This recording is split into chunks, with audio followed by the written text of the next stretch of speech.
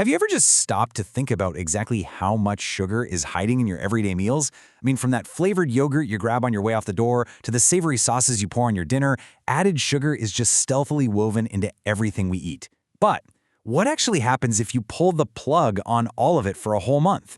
Welcome to This Explainer. Today we're breaking down the 30-day sugar-free challenge. We're going to map out the exact timeline of the wild physical and mental changes your body goes through when you hit the reset button on your diet. If you've ever felt sluggish, kind of addicted to sweets, or you're honestly just curious about what your body is capable of, well, this is your ultimate guide. Okay, so here's our game plan for the next 30 days. 1. What is added sugar? 2. The sugar withdrawal phase. 3. Regaining your energy. 4. The long-term benefits. And 5. How to actually succeed. All right, let's jump right into part 1. What is added sugar? So when we hear sugar-free challenge, it sounds kind of terrifying, right? But listen, we aren't talking about eliminating every single sweet thing on planet Earth. Our target here is added sugar. These are the sugars that manufacturers or, maybe you in your own kitchen deliberately add to foods and drinks during processing or prep. Basically, it's that manufactured sweetening we're hitting pause on. And there's a massive distinction to make here. On one side, you have natural sugars. These are found inherently in whole foods like fruits, veggies, and milk. On the other side, you've got added sugars, the stuff pumped into soft drinks, candy, and sweetened cereals.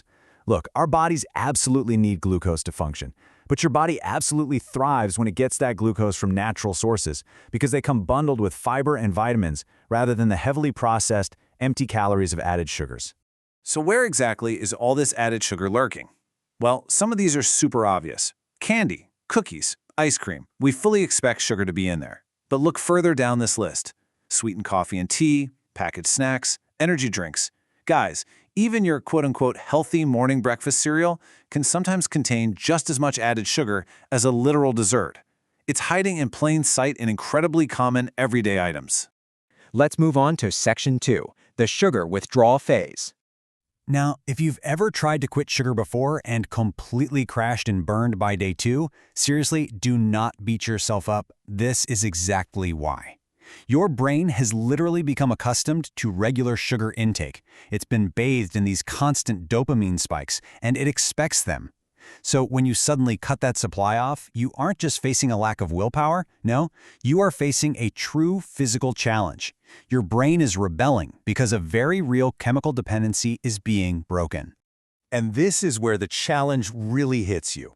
Days 1 through 3, the withdrawal phase.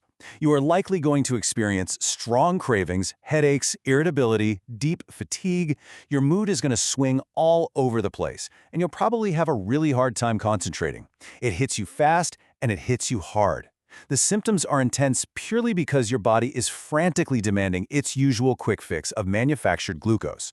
But this is exactly where you have to hold the line, because this physical rebellion, it's only temporary.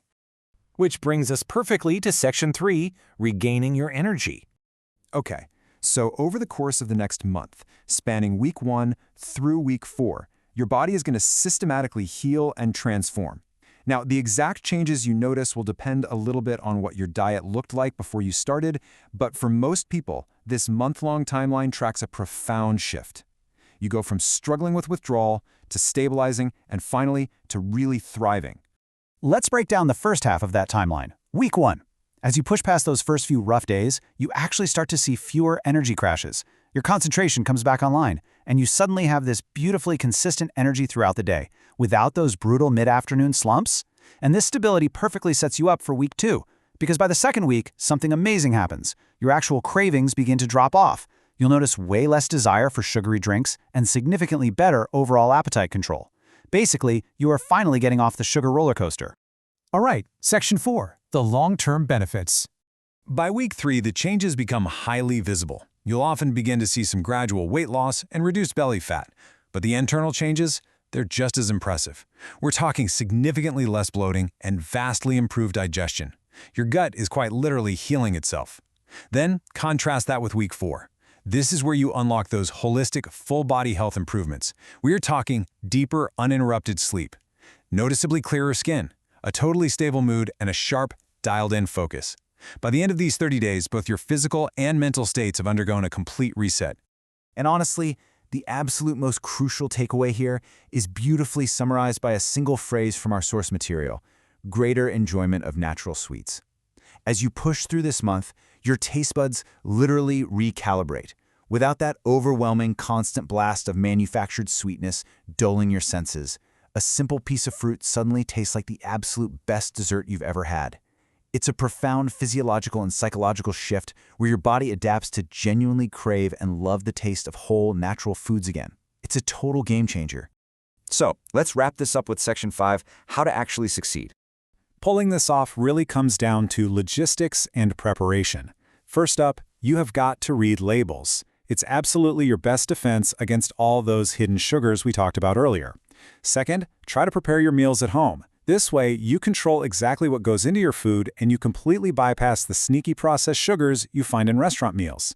And hey, finally, if a cold turkey 30-day start feels just a bit too intense, no worries. Just dial down your sugar intake gradually to lessen those initial withdrawal symptoms.